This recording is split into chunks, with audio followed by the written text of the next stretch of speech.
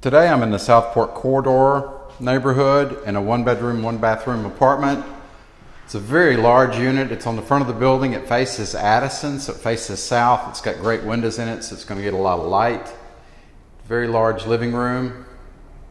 There's the front door. That's where we started. We go into a separate informal dining room, which is big enough for a table. If you wanted a table in an in-home office, I think you'd still got room. It's got an older kitchen. It does have a dishwasher, but it's priced accordingly, so it's still a great value. It's good to have stuff that's not completely 100% rehabbed in great neighborhoods to make it affordable to more people. The kitchen's on the other side. It also has a nice back deck. Laundry room's at the bottom of the stairs.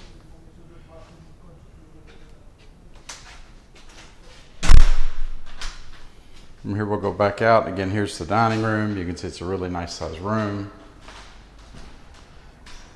The living room.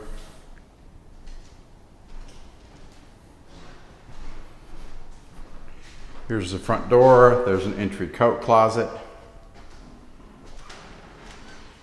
There's another closet here on the right. This would go with the bathroom for linens and stuff.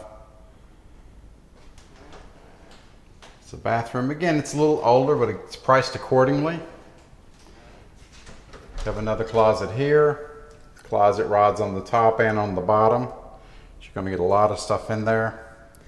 Here's the bedroom. This bedroom will easily fit a queen size bed, no problem at all, and a piece of furniture. There's the closet for this room. So this whole wall that you see here is either going to be closet on the outside that I just showed you a minute ago, or closet in here.